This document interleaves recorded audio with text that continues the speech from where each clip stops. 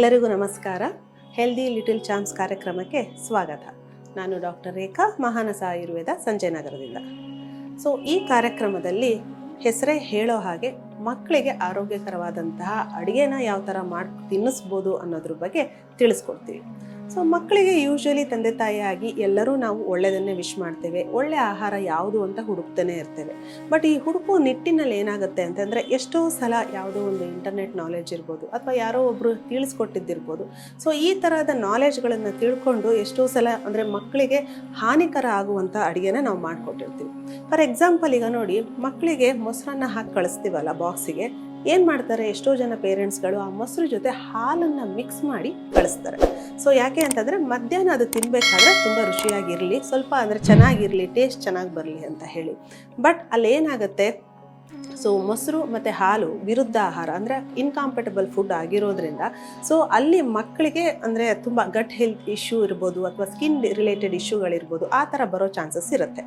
ಇನ್ನು ಕೆಲವೊಂದು ಕರಿಗಳು ಚಪಾತಿ ಜೊತೆ ಇರ್ಬೋದು ಅಥವಾ ದೋಸೆ ಜೊತೆ ಇರ್ಬೋದು. ಏನು ಮಾಡ್ತಾರೆ ಅಂತಂದರೆ, ಈ ಕರಿಗಳನ್ನು ಮಾಡಬೇಕಾದ್ರೆ ಮೊಸರನ್ನು ಹಾಕಿ ಮಾಡೋದುಂಟು ಅಥವಾ ಹಾಲನ್ನು ಹಾಕಿ ಮಾಡೋದುಂಟು. ಈಗ ವೈಟ್ ಸಾಸ್ ಪಾಸ್ತಾ ಇರ್ಬೋದು ಅಥವಾ ಕೆಲವೊಂದು ನಾರ್ತ್ ಇಂಡಿಯನ್ ಗ್ರೇವಿಗಳಿರ್ಬೋದು. ಅಲ್ಲಿ ಏನು ಮಾಡ್ತಾರೆ ಅಂತಂದರೆ ಮೊಸರನ್ನ ಹಾಕಿ ಮ್ಯಾರಿನೇಟ್ ಮಾಡುವಂಥದ್ದು. ಈ ಪನೀರನ್ನೇ ಇರ್ಬೋದು, ಅದನ್ನು ಮೊಸರು ಜೊತೆ ಮ್ಯಾರಿನೇಟ್ ಮಾಡಿ ಸ್ವಲ್ಪ ಹೊತ್ತು ಇಟ್ಟು ಅದನ್ನು ಮತ್ತೆ ಬಿಸಿ ಮಾಡುವಂಥದ್ದು. ಆಯುರ್ವೇದ ಪದ್ಧತಿ ಪ್ರಕಾರ ಹೇಳೋದಾದರೆ ಮೊಸರನ್ನ ನಾವು ಬಿಸಿ ಮಾಡಲೇಬಾರ್ದು, ಯಾವುದೇ ಥರದ ಹೀಟಿನ ಅಂಶ ಮೊಸರಿಗೆ ತಾಗಲೇಬಾರ್ದು. ಏನಾಗುತ್ತೆ, ಈ ಒಂದು ವೇಳೆ ನಾವು ಮೊಸರನ್ನ ಹೀಟ್ ಮಾಡಿದ್ರೆ ಏನಾಗುತ್ತೆ, ಖಂಡಿತ ಅದರದ್ದೇ ಆದಂಥ ಒಂದು ಸೈಡ್ ಎಫೆಕ್ಟ್ ಇರುತ್ತೆ. ಬಹಳಷ್ಟು ಮಂದಿಯಲ್ಲಿ ನಾವು ನೋಡಿದ್ದೇವೆ, ಈ ಆಟೋ ಇಮ್ಯುನಿಟಿ ಡಿಸಾರ್ಡರ್ ಅಂತ ಏನು ಬರುತ್ತೆ, ಅದು ನಿಧಾನಕ್ಕೆ ಬರ್ತಾ ಹೋಗುತ್ತೆ. ನೀವು ನೋಟಿಸ್ ಮಾಡಿರ್ಬೋದಲ್ವ, ಮಕ್ಕಳು ಪದೇ ಪದೇ ಹುಷಾರು ತಪ್ತಾರೆ ಅಥವಾ ಮಾರ್ನಿಂಗ್ ಸ್ನೀಸಿಂಗ್ ಇರುತ್ತೆ, ಕಡಿಮೆ ಆಗ್ತಿಲ್ಲ, ಇಮ್ಯುನಿಟಿ ತುಂಬ ಲೋ ಇದೆ, ವೇಟ್ ಗೇನ್ ಆಗ್ತಾನೇ ಇಲ್ಲ ಅನ್ನುವಂಥ ಕಂಪ್ಲೇಂಟ್ ನಾವು ಕೊಡ್ತಾನೆ ಇರ್ತೀವಿ. ಈ ಪೇರೆಂಟ್ಸ್ಗಳು ಬಂದು ಕೇಳಿದಾಗ ನಾವು ಹೇಳೋದಿಷ್ಟೇ, ಏನಂತಂದರೆ ಸಿಂಪಲ್ ಆಗಿ ನಮ್ಮದು ಟ್ರೆಡಿಷನಲ್ ಅಡುಗೆ ಏನಿದೆ ಅದನ್ನು ಮಾಡ್ಕೊಂಡು ಹೋಗಬೇಕು ಅಂತ. ಒಂದು ವೇಳೆ ಈ ಥರ ಪನೀರ್ ಕರಿ ಮಾಡೋದಿರ್ಬೋದು ಅಥವಾ ಕೆಲವೊಂದು ವೆಜಿಟೇಬಲ್ ಕರಿ ಮಾಡೋದಿರ್ಬೋದು, ಅದನ್ನು ನಾವು ಮೊಸರು ಹಾಕಿದ್ರೆ ಹೇಗೆ ಟೇಸ್ಟ್ಫುಲ್ಲಾಗಿ ಮಾಡ್ಬೋದು ಅನ್ನೋದನ್ನು ಇವತ್ತಿನ ಸಂಚಿಕೆಯಲ್ಲಿ ನಾನು ನಿಮಗೆ ತೋರಿಸ್ಕೊಡ್ತೇನೆ. ತೆಂಗಿನ ಹಾಲಿನ ಕರಿಗೆ ಬೇಕಾಗುವ ಸಾಮಗ್ರಿಗಳು: 1 ಲೋಟದಷ್ಟು ತೆಂಗಿನ ಹಾಲು, 1 ಕಪ್ನಷ್ಟು ಹೆಚ್ಚಿದ ತರಕಾರಿ, ಈರುಳ್ಳಿ, ಕರಿಬೇವು, ತುಪ್ಪ, ಶುಂಠಿ ಬೆಳ್ಳುಳ್ಳಿ ಪೇಸ್ಟ್, ಸಾಂಬಾರ್ ಪುಡಿ, ಅರಿಶಿನ, ಸಾಸಿವೆ. ಮೊದಲನೇದಾಗಿ ಒಂದು ಪಾತ್ರೆನ ನಾವು ಬಿಸಿಗಿಟ್ಕೊಳ್ಳೋಣ. ಇವತ್ತು ನಾವು ಮಾಡ್ತಾ ಇರ್ತಕ್ಕಂಥ ರೆಸಿಪಿ ಅಂತಂದರೆ ತೆಂಗಿನ ಹಾಲಿನ ಕರಿ ಅಂತ ಹೇಳಿ. ಈ ತೆಂಗಿನ ಹಾಲು ಅಂತ ಏನಿದೆ, ಇದು ತುಂಬ ಆರೋಗ್ಯಕ್ಕೆ ಒಳ್ಳೆಯದು. ಈ ಮಕ್ಕಳು ಕಾನ್ಸ್ಟಿಪೇಷನ್ ಸಮಸ್ಯೆ ಇರ್ಬೋದು ಅಥವಾ ಜೀರ್ಣಶಕ್ತಿ ಸಮಸ್ಯೆ ಇರ್ಬೋದು, ಇಲ್ಲ ತುಂಬ ಹೀಟ್ ಆಗ್ತಿದೆ ಅಂತ ಇರ್ಬೋದು ಅಥವಾ ವೀಸಿಂಗ್ ಸಮಸ್ಯೆ ಇರ್ಬೋದು, ಅಂಥ ಟೈಮಲ್ಲಿ ಕೂಡ ನಾವು ಈ ತೆಂಗಿನ ಹಾಲಿನಿಂದ ಮಾಡಿದಂಥ ಪ್ರಿಪ್ರೇಷನ್ ಏನಿದೆ ಅದನ್ನು ಕೊಡ್ಬೋದು. ಒಂದು ವೇಳೆ ಈ ಸಿಂಪಲಾಗಿ ತೆಂಗಿನ ಹಾಲಿಗೆ ಸ್ವಲ್ಪ ಬೆಲ್ಲ ಹಾಕಿ ಕುದಿಸ್ಕೊಟ್ರೂ ಸಮೇತ ಅವ್ರ ಕಾನ್ಸ್ಟಿಪೇಷನ್ನು ರಿಲೀವ್ ಆಗ್ತಾ ಹೋಗುತ್ತೆ. ಅದೇ ಥರ ವೀಸಿಂಗ್ ಇಶ್ಯೂ ಏನಾದರೂ ಇದ್ದರೆ ಅದಕ್ಕೂ ಕೂಡ ಇದು ತುಂಬ ಒಳ್ಳೆಯದಾಗತ್ತೆ. ಹಾಗಾಗಿನೇ ಈ ತೆಂಗಿನ ಹಾಲಿನಿಂದ ನಾವಿವತ್ತು ಕರಿಯನ್ನು ಮಾಡ್ತಾ ಇದ್ದೇವೆ. ತೆಂಗಿನ ಹಾಲು ಅಂದಕ್ಷಣ ದಯವಿಟ್ಟು ಹೊರಗಡೆಯಿಂದನೋ ಟಿನ್ನಿಂದನೋ ರೆಡಿಮೇಡ್ ಇರ್ತಕ್ಕಂಥದ್ದನ್ನು ತೊಗೊಂಡು ಬರಬೇಡಿ. ಯಾಕಂದರೆ ಅದರಲ್ಲೂ ಕೂಡ ಕೆಲವೊಂದು ಹಾನಿಕಾರಕವಾದಂಥ ಪ್ರಿಸರ್ವೇಟಿವ್ಸ್ ಇರುತ್ತೆ. ಅದು ಮಕ್ಕಳ ಹೆಲ್ತ್ ಮೇಲೆ ತುಂಬ ಕೆಟ್ಟ ಪರಿಣಾಮ ಬೀರುತ್ತೆ. ಹಾಗಾಗಿನೇ ಸಿಂಪಲಾಗಿ ಒಂದು ಕಾಯಿನ ತೊಗೊಳ್ಳಿ, ಆ ಕಾಯಿನ ತುರಿದು ಅಥವಾ ಅದನ್ನು ಒಳಗಡೆ ಏನಿದೆ ಅದನ್ನು ಪೀಸ್ ಮಾಡಿ ತೆಗೆದು ಅದನ್ನು ಮಿಕ್ಸಿಗೆ ಹಾಕಿ ಸ್ವಲ್ಪ ನೀರು ಜೊತೆ ನೀವು ಅದನ್ನು ರುಬ್ಕೊಂಡ್ರೆ ಈಸಿಯಾಗಿ ನೀವು ತೆಂಗಿನ ಹಾಲನ್ನು ತೆಗಿಬೋದು. ಫ್ರೆಶ್ ಆಗಿ ಇರ್ತಕ್ಕಂಥ ತೆಂಗಿನ ಹಾಲನ್ನೇ ನಾವಿಲ್ಲಿ ಉಪಯೋಗಿಸ್ಬೇಕಾಗತ್ತೆ. ಈಗ ಬಿಸಿಯಾಗಿರ್ತಕ್ಕಂಥ ಪಾತ್ರೆಗೆ 1-2 ಚಮಚದಷ್ಟು ತುಪ್ಪವನ್ನು ಸೇರಿಸ್ಕೊಳ್ಳೋಣ.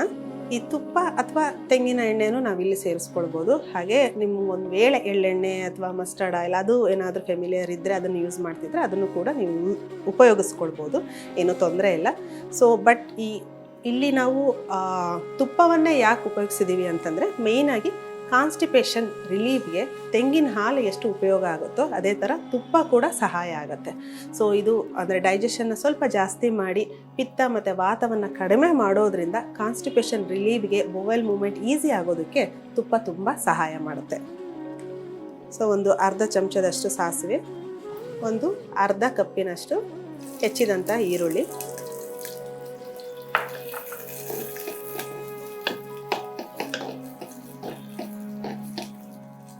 ಇದಕ್ಕೆ ಒಂದು 4 ಎಸಳಿನಷ್ಟು ಬೆಳ್ಳುಳ್ಳಿ ಮತ್ತು ಒಂದು ಅರ್ಧ ಇಂಚಿನಷ್ಟು ಶುಂಠಿನ ಒಟ್ಟಿಗೆ ನಾನು ಪೇಸ್ಟ್ ಮಾಡಿ ಇಟ್ಕೊಂಡಿದ್ದೀನಿ.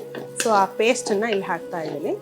ಹಾಗೆ ಒಂದು 4ರಿಂದ 8 ಕರಿಬೇವಿನ ಎಲೆ. ಈ ಈರುಳ್ಳಿ ಕೆಂಪು ಆಗ್ತಾ ಇದ್ದ ಹಾಗೇ ನಾವು ಹೆಚ್ಚಿದಂಥ ತರಕಾರಿ ಏನಿದೆ ಅದನ್ನು ನಾನು ಇಲ್ಲಿ ಸೇರಿಸ್ತಾ ಇದ್ದೀನಿ. ನಾನಿಲ್ಲಿ ಬೀನ್ಸು ಮತ್ತು ಕ್ಯಾರೆಟನ್ನು ತೊಗೊಂಡಿದ್ದೇನೆ. ನೀವು ಬೇಕಿದ್ರೆ ಸೋರೆಕಾಯಿ ಆಗಿರ್ಬೋದು, ಹೀರೆಕಾಯಿ ಇರ್ಬೋದು, ಬೇರೆ ಯಾವುದೇ ಥರದ ತರಕಾರಿಗಳನ್ನು ನಾವಿಲ್ಲಿ ತೊಗೊಳ್ಬೋದು. ಇದಕ್ಕೆ ಒಂದು ಅರ್ಧ ಚಮಚದಷ್ಟು ಸೈಂಧವ ಉಪ್ಪನ್ನು ಸೇರಿಸ್ತಾ ಇದ್ದೇನೆ. ಹಾಗೆ ಒಂದು 1/4 ಚಮಚದಷ್ಟು ಅರಿಶಿನ. ಈ ಮಣ್ಣಿನ ಪಾತ್ರೆ ಅಥವಾ ಕಬ್ಬಿಣದ ಪಾತ್ರೆನಲ್ಲಿ ಮಾಡೋದಾದರೆ ತರಕಾರಿ ಏನಿದೆ ಅದು ಹಾಗೇ ಬೆಂದ್ಕೊಳ್ಳುತ್ತೆ. ಸೊ ನೀವು ನೀರು ಸೇರಿಸುವಂಥ ಅವಶ್ಯಕತೆ ಖಂಡಿತ ಇರೋದಿಲ್ಲ. ಒಂದು ವೇಳೆ ಸ್ಟೀಲ್ ಪಾತ್ರೆಯಲ್ಲಿ ಮಾಡೋದಾದರೆ ಅದು ಬೇಗ ನೀರು ಅಬ್ಸಾರ್ಪ್ಷನ್ ಆಗಿಬಿಡುತ್ತೆ, ತಳ ಹಿಡಿಯುವಂಥ ಚಾನ್ಸಸ್ ಇರುತ್ತೆ. ಈ ಕಬ್ಬಿಣ ಅಥವಾ ಮಣ್ಣಿನ ಪಾತ್ರೆಯಲ್ಲಿ ತುಂಬ ಅಂದರೆ ಅದರಲ್ಲಿ ತರಕಾರಿಯಲ್ಲಿ ಇರ್ತಕ್ಕಂಥ ನೀರಿನ ಅಂಶದಿಂದನೇ ಅದು ಬೆಂದ್ಕೊಳ್ಳುತ್ತೆ. ಈಗ ಇದು ತರಕಾರಿಗಳು ಬೆಂದಿದೆ. ಈ ಬೆಂದಿರ್ತಕ್ಕಂಥ ತರಕಾರಿಗೆ 1 ಲೋಟದಷ್ಟು ತೆಂಗಿನ ಹಾಲನ್ನು ಸೇರಿಸ್ತಾ ಇದ್ದೇನೆ. ಯೂಶ್ವಲಿ ಏನಾಗುತ್ತೆ ಅಂತಂದರೆ ಈ ಕೆಲವೊಂದು ಕರಿ ಮಿಕ್ಸ್ಡ್ ವೆಜಿಟೇಬಲ್ ಕರಿ ಮಾಡಬೇಕಾದ್ರೆ ಅಥವಾ ಪನೀರ್ ಕರಿ ಮಾಡಬೇಕಾದ್ರೆ ಈ ಕ್ಯಾಶ್ಯೂ ನಟ್ಟನ್ನು ಸಮೇತ ರುಬ್ಬಿ ಹಾಕೋದುಂಟು. ಆ ಕ್ಯಾಶ್ಯೂ ನಟ್ಟನ್ನು ರುಬ್ಬಿ ಹಾಕಿದಾಗ ಈ ಮಕ್ಕಳಲ್ಲಿ ಕಾನ್ಸ್ಟಿಪೇಷನ್ ಸಮಸ್ಯೆ ಏನಾದರೂ ಇದ್ದರೆ ಅಥವಾ ತುಂಬ ಅವ್ರಿಗೆ ಹೀಟ್ ಆಗ್ತಾ ಇದ್ದರೆ ಅದರಿಂದ ಕೂಡ ಹೀಟ್ ಆಗುತ್ತೆ. ಮತ್ತು ನೀವು 1-2 ಸಲ ಅಬ್ಸರ್ವ್ ಮಾಡಿ ನೋಡಿ, ಈ ಕಾಜು ಬರ್ಫಿನ ಮಕ್ಕಳೇನಾದರೂ ಕಂಟಿನ್ಯೂಸ್ ಆಗಿ ತಿಂದರೆ, ಸೊ ಒಂದು ವೇಳೆ 4-5 ಪೀಸ್ ಅವ್ರ ಮನೇಲಿ ತಂದಿದ್ದನ್ನು ತಿಂದರು ಅಂತಂದರೆ ಒಂದು 2-3 ದಿನದಲ್ಲಿ ಅವ್ರಿಗೆ ಜ್ವರ ಕಾಣಿಸ್ಕೊಡುತ್ತೆ. ಯಾಕೆಂದರೆ ದೇಹದಲ್ಲಿ ಅಷ್ಟು ಉಷ್ಣತೆಯನ್ನು ಕ್ರಿಯೇಟ್ ಮಾಡುತ್ತೆ ಇದು ಕಾಜು ಅನ್ನುವಂಥದ್ದು.